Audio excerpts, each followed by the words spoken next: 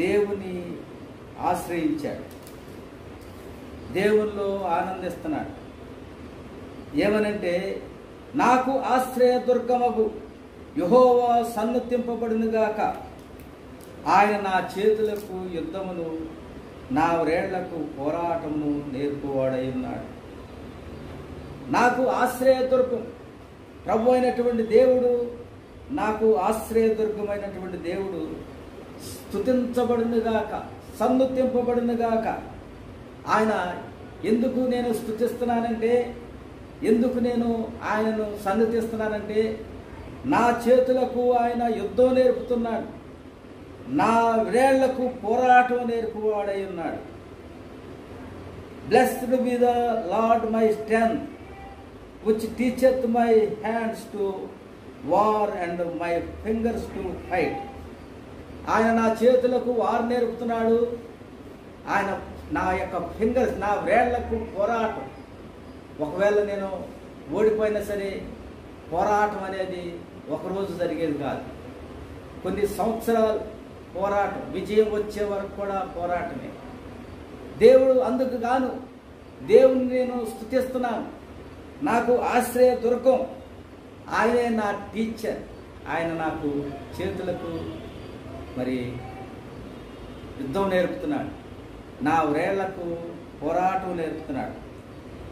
మరి ఆయన నాకు కృపానిధి, ఎందుకంటే ఆయన నాకు కృపానిధి, నా కోట, నా దుర్గం, నన్ను తప్పించువాడు, నా కేడెం. ఎన్ని రకాలుగా దేవుని స్తుతిస్తున్నాడంటే, అందుకు గాను నేను దేవుణ్ణి స్తుతిస్తున్నాను, దేవుణ్ణి ఘనపరుస్తున్నాను, దేవుని సన్నుతిస్తున్నాను. హృదయంలో కూడా ఎంతో విశాలంగా దేవుణ్ణి సన్నుతిస్తున్నాడు.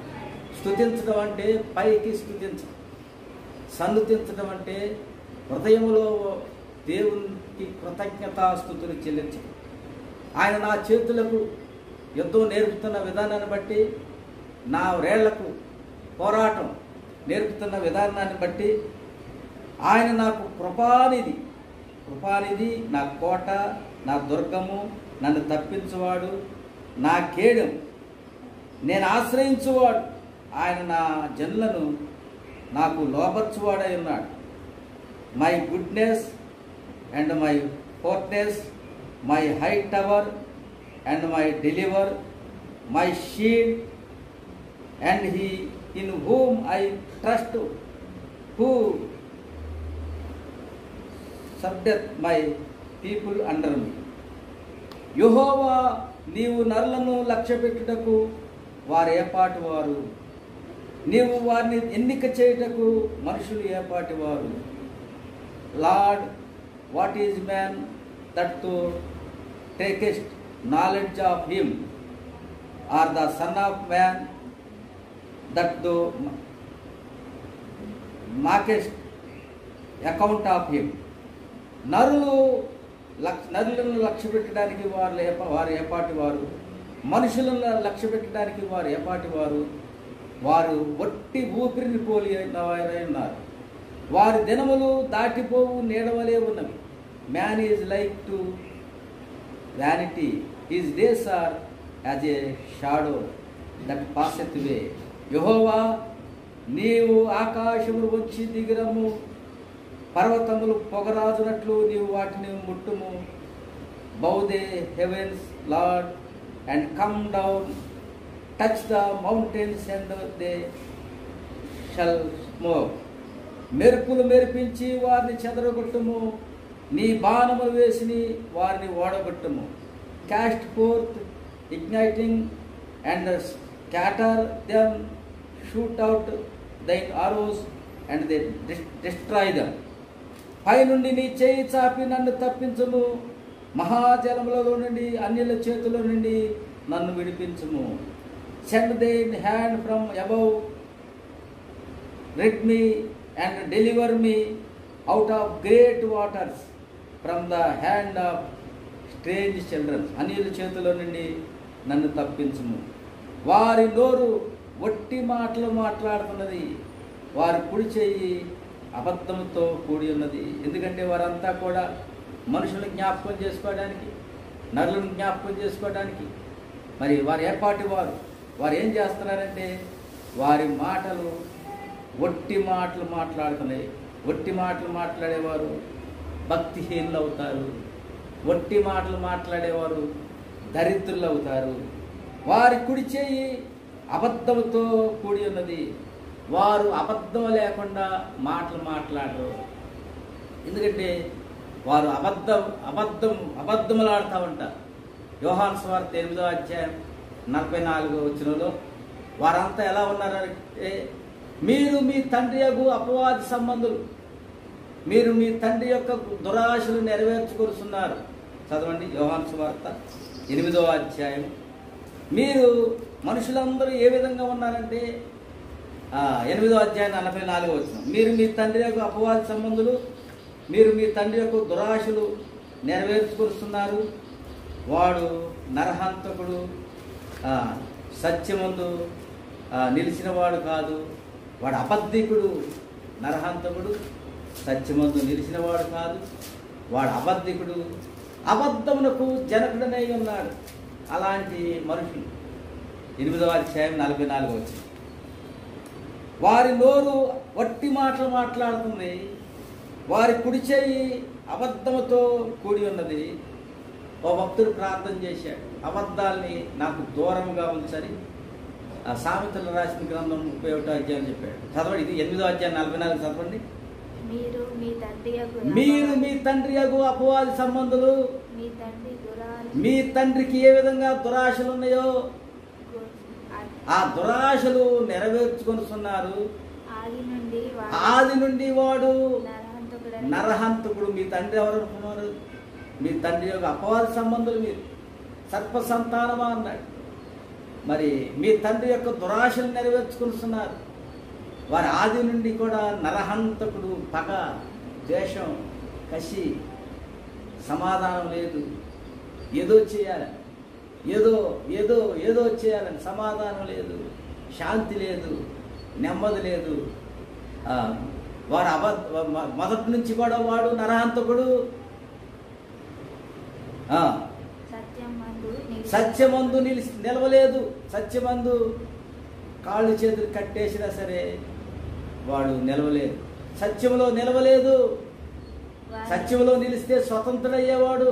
దురాశల నుంచి, మరి నరహంతక నుంచి, కోపం, ద్వేషం, వాటన్నిటి నుంచి స్వతంత్రుడయ్యేవాడు.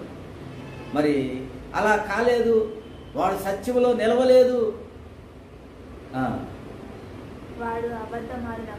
వాడు అబద్ధమాడినప్పుడు తన స్వభావం అనుసరించి మాట్లాడును. వాడు అబద్ధికుడును, అబద్ధమునకు జనకుడనై ఉన్నాడు. అబద్ధానికి అబద్ధమే పుట్టింది. వారి నోరు ఒట్టి మాటలు మాట్లాడుతుంది. వారి కుడి చేయి అబద్ధముతో నిండి ఉన్నది. కాబట్టి ప్రభునందు ప్రేమని దేవుని బిడ్డలారా, ఆ సామెతలు 30వ అధ్యాయంలో అబద్ధాలను నాకు దూరంగా ఉంచని ఒక భక్తుడు ప్రార్థన చేశాడు. కాబట్టి whose mouth speaketh vanity and their right hand is a right hand of falsehood. అంటే మరి అతను విపరీతంగా అబద్ధాలు మాట్లాడుతూ ఉంటాడు. కాబట్టి అబద్ధాలు మాట్లాడేవాళ్ళు దరిద్రులు అవుతారు. అబద్ధాలు మాట్లాడేవాళ్ళు బొట్టివారు. 9వ వచనం, దేవా నిన్ను గూర్చి నేను ఒక క్రొత్త కీర్తన పాడెదను, 10 తంతుల సితారాతో నేను నిన్ను కీర్తించదను. దేవుని స్తోత్రం. నిన్ను గూర్చి అబద్ధాలు తట్టు తన హృదయం తిప్పుకోకుండా, అబద్ధ ప్రజల మధ్య ఆయన నివసించకుండా, మరి అబద్ధ సంబంధమైనటువంటి తండ్రికి ఆయన కుమారుడుగా ఉండకుండా అబద్ధాల నుంచి ప్రత్యేకించబడి క్రొత్త కీర్తన పాడుతున్నాడు. 10 తంతుల సితారాతో నేను నిన్ను కీర్తిస్తున్నాడు. ఆయన ఆశ్రయదుర్గములో ఉన్నాడు. ఆయన మరి కేడెముగా, మరి ఆయన ఏ విధంగా ఉన్నాడంటే సన్నుతిస్తున్నాడు. చేతులకు యుద్ధం, దేవుని యొక్క యుద్ధాలు చేయడానికి చేతులకు యుద్ధం నేర్చుకుంటున్నాడు. వేళ్లకు పోరాటం నేర్చుకుంటున్నాడు. ఆయనే కృపానిధిగా ఉన్నాడు, కోటగా ఉన్నాడు, దుర్గంగా ఉన్నాడు, ఆయన తప్పిస్తున్నాడు, కేడిమిగా ఉన్నాడు. మరి నేను ఆశ్రయించేవాడు ఆయన నా జనులకు లోబర్చువాడే, తన జనులను కూడా లోబర్చువాడై ఉన్నాడు. ఆయన పైనుండి చేయి సాపి తప్పిస్తున్నాడు, మహాజలంలో నుండి అన్యుల స్ట్రేంజర్స్ హ్యాండ్స్లో నుంచి ఆయన తప్పిస్తున్నాడు. వారు ఏ విధంగా ఉన్నారంటే అన్యులు ఏ విధంగా ఉన్నారంటే ఒట్టి మాటలు మాట్లాడుతున్నారు, అబద్ధాలు మాట్లాడుతున్నారు, అన్నీ నోరు తెరిస్తే అబద్ధం ఆడుతున్నారు. అందుకు గాను దేవా, నిన్ను గూర్చి నేను ఒక క్రొత్త కీర్తన పాడుతున్నాను, 10 తంతుల సితారాతో నిన్ను కీర్తిస్తున్నాను. I will sing a new song unto thee O God upon a psaltery and an instrument of 10 strings will I sing praises unto thee. నేను 10 తంతుల సితారాతో దేవుణ్ణి స్తుతిస్తున్నాను. అబద్ధికులకు, అబద్ధమలాడేవారి నుంచి ప్రత్యేకించబడి 10 తంతుల సితారాతో దేవుని సన్నుతిస్తున్నాడు, స్తుతిస్తున్నాడు. ఏమిటి 10 తంతుల సితార? మరి an instrument of 10 strings will I sing praises అంటూ ది. మరి 10 స్ట్రింగ్స్ మరి ఏమిటి ఇన్స్ట్రుమెంట్ అంటే ఆయన తన జీవితమే. మరి పాటలు పాడుతున్నాడు, నోటితో పాటలు పాడుతున్నాడు, చెవులతో 2 చెవులతో పాటలు వింటున్నాడు, మరి 2 కళ్ళతో ఆయన చూస్తున్నాడు, ముక్కుతో ఆయన వాసన పీలుస్తున్నాడు, 2 చేతులతో దేవుణ్ణి స్తుతిస్తున్నాడు, 2 కాళ్ళతో దేవుణ్ణి ఆరాధిస్తున్నాడు. మొత్తం బాడీ మొత్తం శరీరం అంతా కూడా అబద్ధానికి ఏ మాత్రం చోటు లేకుండా పాడుతున్నాడు, ప్రార్థన చేస్తున్నాడు, వాక్యాన్ని 2 కళ్ళతో వాక్యాన్ని చూస్తున్నాడు. మరి ఈ మధ్య దేవుని యొక్క వాక్యాన్ని ధ్యానం చేసేటప్పుడు 1 కొరింథీ 13వ అధ్యాయంలో అర్థం కంటే గొప్పది ఒకటి ఉన్నట్లుగా చూశాను. అర్థం అనగా దేవుని యొక్క వాక్యం.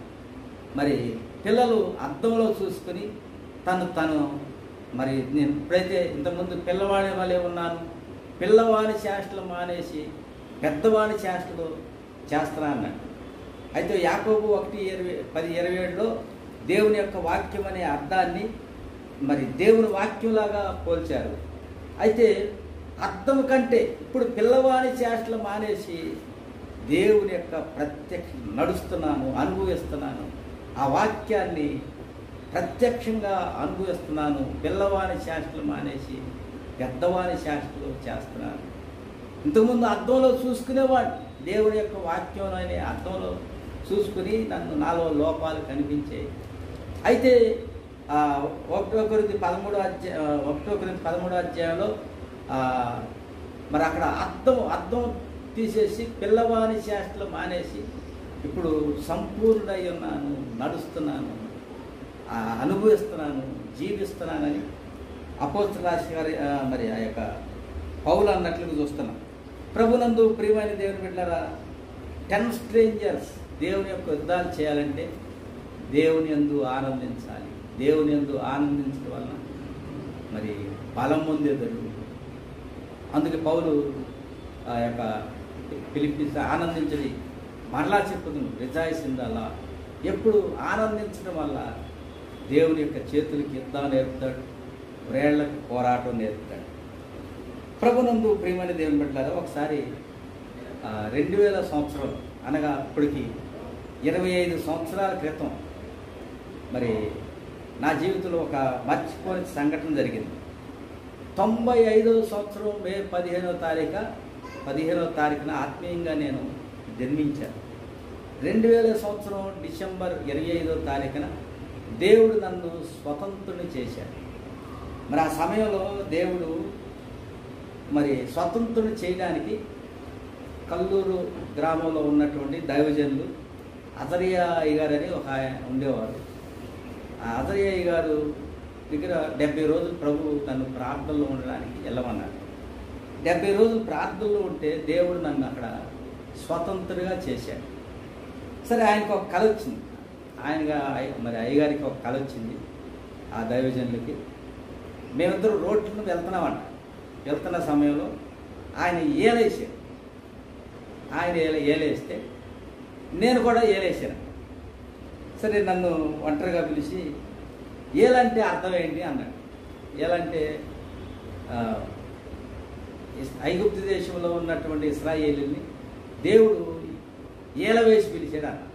అది వాక్యం చూపిస్తావా అన్నాడు. రెఫరెన్స్ కావాలన్నాడు.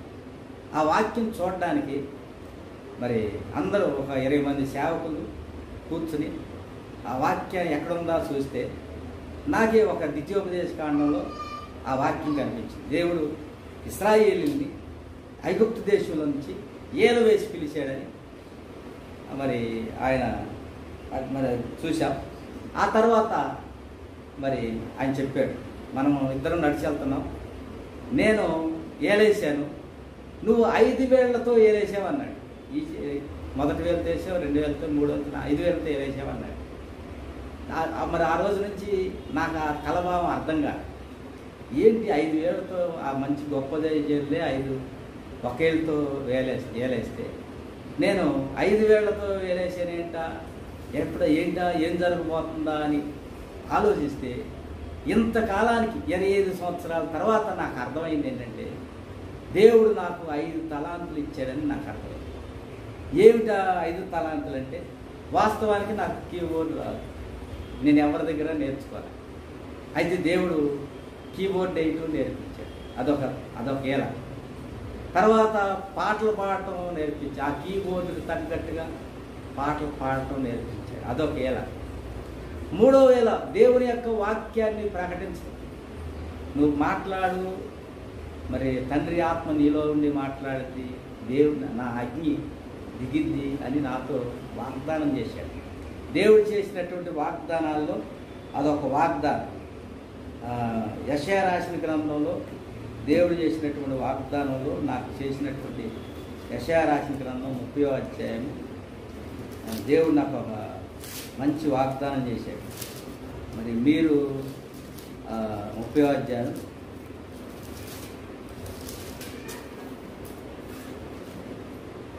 మీ యొక్క వాక్యం, మీ యొక్క పదార్థాలు విస్తారమైనటువంటి గడ్డి బిళ్ళలో మీ యొక్క పశువులు మేస్తాయి అని దేవుడు మంచి వాగ్దానం చేశాడు. 31వ అధ్యాయం చూడండి.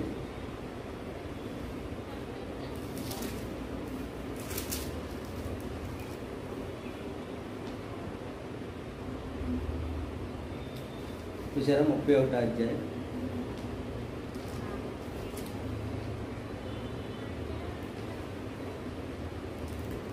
30వ అధ్యాయం 23వ వచనం. నీవు నీ భూమిలో విత్తుటకు నీ గింజలకు రావాల్సిన వాన ఆయన కురిపించును, భూమి రాబడి అయిన ఆహార ద్రవ్యమిచ్చును, అది విస్తార సార రసములు గలదై ఉండును. ఆ దినమున నీ పశువులు విశాలమైన నీ గడ్డి బిళ్ళలో మేయును. దేవుని స్తోత్రం. యెషయా రాసిన గ్రంథం 30వ అధ్యాయం 23వ వచనంలో చదవమని దేవుడు చెప్పాడు. నీవు నీ భూమిలో విత్తుటకు నీ గంతలకు కావలసిన వాన అనగా పరిశుద్ధాత్మ ఆయన కురిపించును, భూమి రాబడి అయిన ఆహార ద్రవ్యం ఇచ్చును. నీ యొక్క భూమి రాబడి అయినటువంటి ఆహార ద్రవ్యం ఇచ్చును, అది విస్తార సార రసములు గలదయ్యుండును. ఆ దినమున నీ పశువులు మరి విశాలమైనటువంటి గడ్డి బేలులో మేయనని దేవుడు వాక్యాన్ని మరి ఇచ్చాడు. ఇంకా ఆలోచన చేస్తే అనుకోకుండా ఈ మధ్య మరి కొన్ని సంవత్సరాల నుంచి పత్రిక కూడా రాస్తారు. ఆ పత్రికని మరి ఉచితంగా అడ్రస్లు ఇచ్చిన వారికి ఉచితంగానే పంపుతారు. తర్వాత 5వ ఏలు ఏంటంటే దేవుని సన్నిధిలో ప్రార్థనలో గడపడం. ఇవన్నీ చేయగా మిగిలిన సమయం ఉంటే ప్రార్థనలో గడపడం. ఒకటేమో పాటలు, 2వదేమో కీబోర్డు వాయించడం, 3వదేమో ప్రసంగం, దేవుని యొక్క వాక్యాన్ని మరి విత్తడం, నాలుగవదిగా మరి పత్రిక రాయటం. మరి ఈ 4 పనులు చేయగా ఇంకా నాకు ఏమైనా టైం ఉంటే 5వ పని దేవుడి సన్నిధిలో కొన్ని గంటలు ప్రార్థనలో గడపడం. దేవుడు 5 చూసినట్లుగా చూస్తున్నాం. కాబట్టి ప్రభునందు ప్రియమైన దేవుని బిడ్డలారా, దేవుడు వాగ్దానాలు ఇచ్చేవాడై ఉన్నాడు.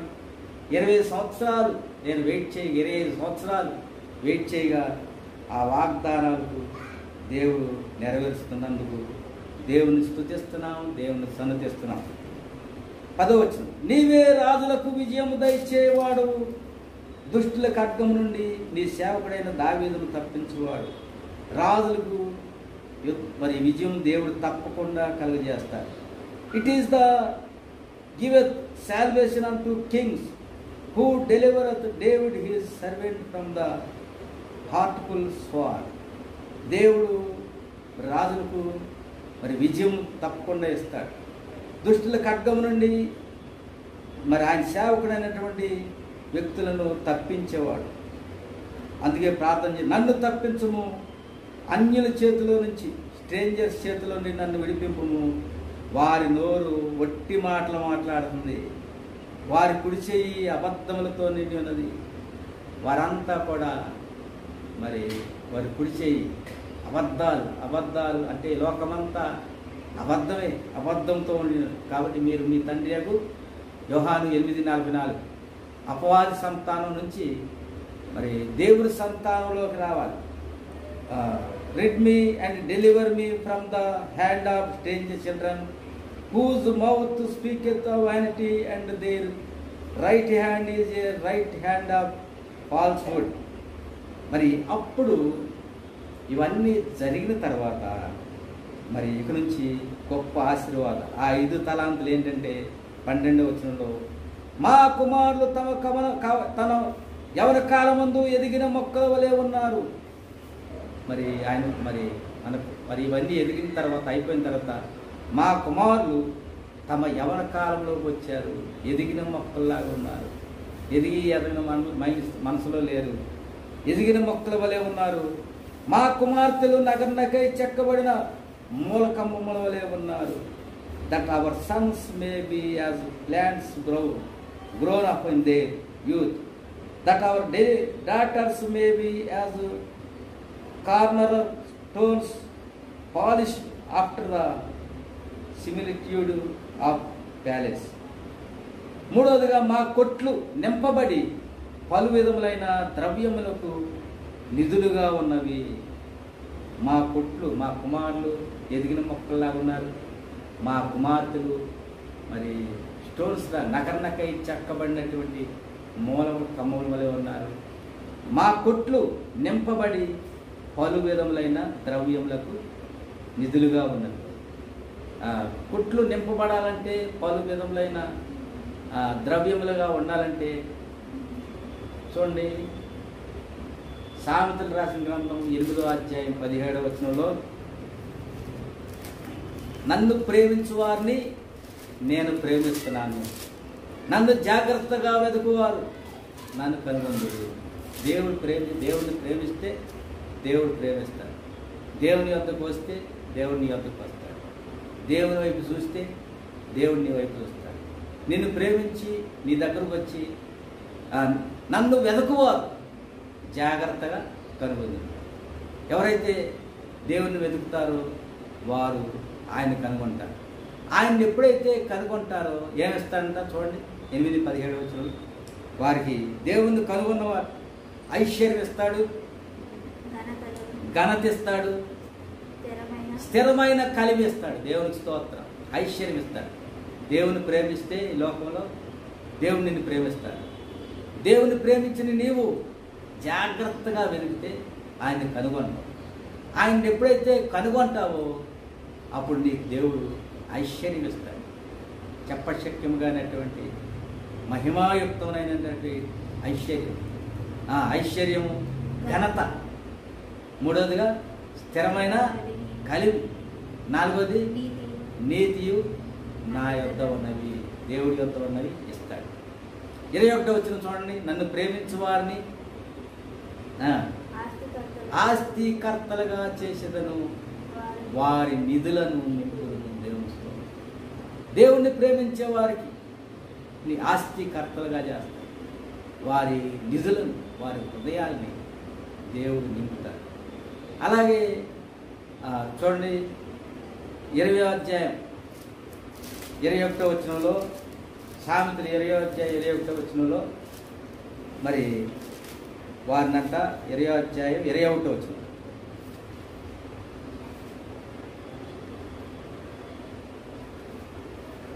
ఏమైనా ఉంది?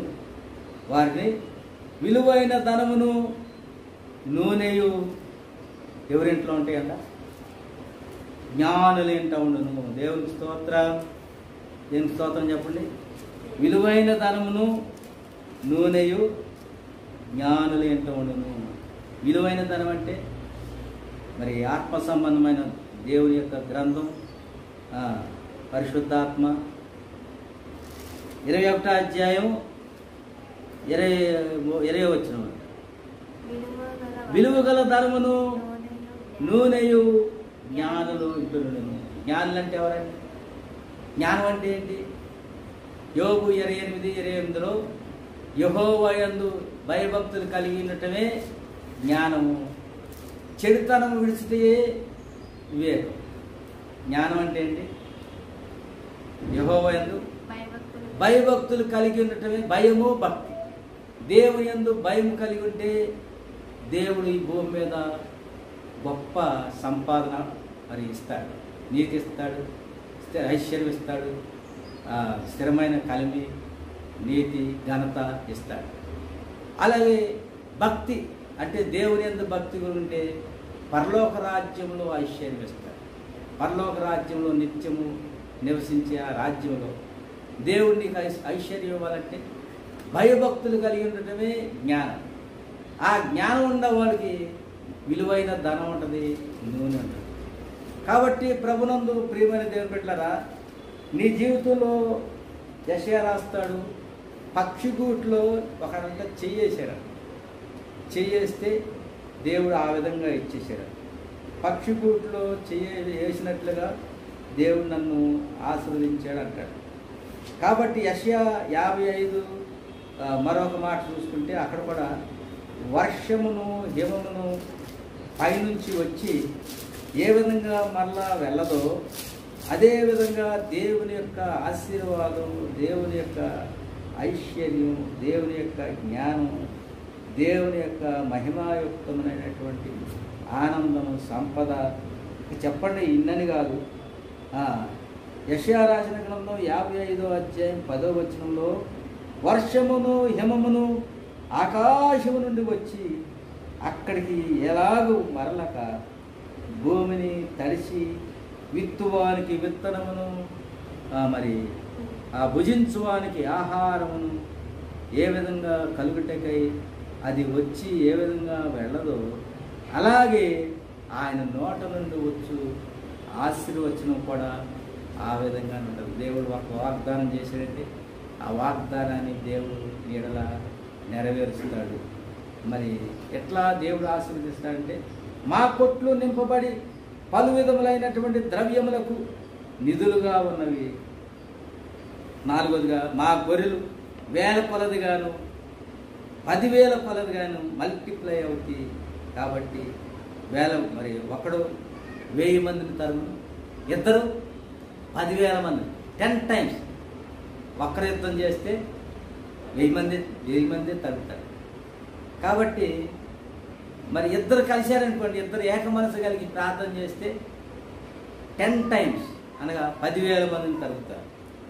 మా 10,000 కొలది మా గడ్డి బేలలో పిల్లలు వేస్తున్నవి, that our garners may be full according all manner of store, that our sheep may bring forth thousands and 10,000s in our streets. ఇప్పుడు ఎన్ని మాట్లాడుకున్నాం? ఒకటి కుమార్, రెండోదిగా కుమార్తెలు, మూడోదిగా కుమారులు కుమార్తెలు ఏం చెప్పుకున్నాం? కొట్లు, మూడోదిగా మా కొట్లు నింపబడి 10,000 ద్రవ్యములకు నిధులుగా ఉన్నవి, 4వదిగా గొర్రెలు, 5వదిగా కూడా గొర్రెలే 10,000 కొలది, 6వదిగా మా ఎడ్లు గొప్ప బరువులు మోయగలవి, మా వీధుల్లో చొరబటేటను ఉరుకులెత్తుటైనను లేదు. మరి వాటిలో శ్రమగల వారి మొర వినుటైనను లేదు. That our oxen may be strong be labour, that there be no breaking in nor going out, that there be no complaining in our streets.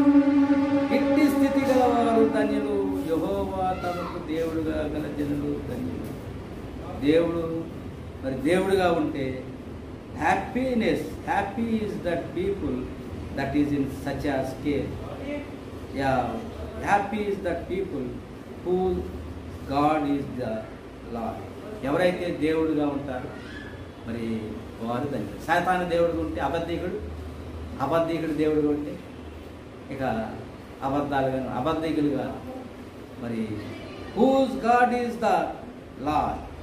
యెహోవా తమకు దేవుడుగా జనులు ధన్యులు. ఆయన నీకు ఏ విధంగా ఉంటాడు? ఆయన ఆశ్రయంగా ఉంటాడు. ఇంకేం చేస్తాడు? ఆయన ఎన్నో ఆశీర్వాదాలు చేస్తాడు. ఆయన ఆశీర్వాదం ఉంటాడు, ఆయన ఆశ్రయంగా ఉంటాడు. ఆయన స్తుతించే నీకు నీ చేతులు ఆలోచన చెప్తాడు, నీ చేతులకు యుద్ధం నేర్పుతాడు, నీ వేళకు పోరాటం నేర్పుతాడు. ఆయన నీకు కృపానిధి, కోట, దుర్గం, తప్పించువాడు, షీల్డ్గా ఉంటాడు. నీకు మరి ఆశ్రయించావు కాబట్టి నీ జనులను నీకు లోపరుస్తాడు. ఈ విధంగా అబద్ధికులందరినీ కూడా వారందరినీ కూడా నీకు దూరం చేసి మరి నీవు 10 తంతుల సితారాతో నీ మరి శరీరం యావత్తు కూడా దేవుని స్తుతిస్తూ ఉంటుంది, దేవుని ఆనందిస్తూ ఉంటాడు. కాబట్టి ప్రభునందు ప్రియమైన దేవుని జలంలో నుండి ఆయన అన్యుల చేతుల్లో నుండి ఒట్టి మాటలు మాట్లాడేవారి చేతుల్లో నుండి మరి తప్పించి నిన్ను దేవుని స్తుతించే దేవుని పాటలు రాస్తాం. దేవుడు మరి ప్రార్థన చేయండి, పాటలు మరి రాసే ఆ తలాంతు కూడా మరి దేవుడు యూజ్ అవునట్లుగా మరి ఆచరణలోకి వచ్చినట్లుగా. కాబట్టి 10 తంతుల సితారా మరి అందుకే మనసుతో ప్రార్థన చేస్తున్నావు, ఆత్మతో ప్రార్థన చేస్తున్నావు. యోహాను సువార్త 4వ అధ్యాయం 24వ వచనంలో ఒక గొప్ప మాట, మరి ఆత్మతో సత్యంతో ఆరాధించడమే మరి దేవుని యొక్క గొప్ప జీవితం. ఆత్మతో సత్యంతో తండ్రి ఆరాధించువారు ఎట్టివారు కావాలంటే ఆత్మతో సత్యంతో ఆరాధించు. అలాంటి వాగ్దానం పొందాలి. యోహాను సువార్త 4వ అధ్యాయం 24వ వచనంలో వాగ్దానం ఇస్తే ఆ వాగ్దానం ప్రకారం తండ్రి ఆరాధించేవారు. మరి ఆ కాలం వచ్చేసింది. ఆ కాలం ఏంటంటే ఆత్మతో సత్యంతో ఆరాధించే కాలము. ఆత్మ మరి పరిశుద్ధాత్మ, మన ఆత్మ మనం పరిశుద్ధాత్మతో కలిసి అలాగే సత్యంతో కలిసి మరి సత్యమనగా దేవుని యొక్క వాక్యంతో కలిసి ఆరాధించితే తండ్రిని ఆరాధించేవారు అట్టివారే కావాలని దేవుడు ఆశపడుతున్నాడు. దేవుడి యొక్క మాటలను దీవించి ఆశీర్వదించునుగాక. మహాకనికరమ కలిగిన తండ్రి, పరిశుద్ధాత్మదేవ, ఇదిగో తండ్రినైనా మేము కుమారులుగాను కుమార్తెలుగాను అలాగే మా కొట్లు పలు విధములైనటువంటి మరి ద్రవ్యములతో నింపబడి మరి దేవుని యొక్క ఆనందించే బిడ్డలుగా ప్రభువా ఇదిగో తండ్రి మీరు చేస్తారని మేము స్తుతిస్తున్నాం తండ్రి. మా గొర్రెలు 1000 కొలది గాను 10,000 కొలది గాను మా గడ్డి పిల్లలు వేయాలని ప్రభు అలాంటి కృపావరాన్ని ప్రభు అల్పుడైన నీ దాసుని నాకు కూడా అనుగ్రహించండి. అలాగే ప్రభు ఇదిగో తండ్రి నీకు వందనాలు, స్తోత్రాలు, స్తుతులపై ఆశీర్డ నీకు స్తోత్రాలు చెల్లిస్తున్నాం తండ్రి. మా ఇట్లు గొప్ప బరువులు ప్రభు, గొప్ప బరువులు వేసే మరి స్థితి మరి మాకు దయచేస్తారని నేను స్తుతిస్తున్నాం. అందుకు ప్రభు ఇదిగో తండ్రి మా చేతులకు యుద్ధం, మా వ్రేళ్లకు పోరాటం, ఏదైనా సమస్య మరి పరిష్కారం అయ్యే వరకు పోరాడే శక్తి, బలము, ఆనందం దయచేయండి. ఇట్టి స్థితి గలవారు యెహోవా తమకు దేవుడుగా గల జనులు ధన్యులని కలిగించండి. మీకే మహిమ ఘనత స్తోత్రాలు తెలుసు. ఈ యొక్క వాక్యం విలుసున్న ప్రతి ఒక్కరి మీద ఈ పరిశుద్ధాత్మ ప్రభా ఇదిగో తండ్రి, ప్రభా ఇదిగో తండ్రి వారు ప్రభా ఇదిగో తండ్రి నీ జ్ఞానం కలిగి యెహోవా యందు భయము భక్తి కలిగి ప్రభా ఇదిగో తండ్రి చెడుతనాన్ని విడిచుటయే వివేకులకు ప్రభా ఇదిగో తండ్రి నాయన మరి నాయన వివేకమని సెలవిచ్చావు తండ్రి. మీరే సహాయం చేయండి, బలపరచండి, నిలబెట్టి మీరు బయటను పొందండి. మీ యుద్ధాలు నాయన నేర్చుకోవడమే కాదు, ఆ ప్రకారం ప్రభా చేసే యుద్ధాలు చేయడానికి మమ్మల్ని ప్రేరేపించి నడిపించి బలపరచండి. మా ప్రభు యేసుక్రీస్తు వారి నామములో వేడుకుంటున్నాం తండ్రి. ఆమేన్. వందనాలు.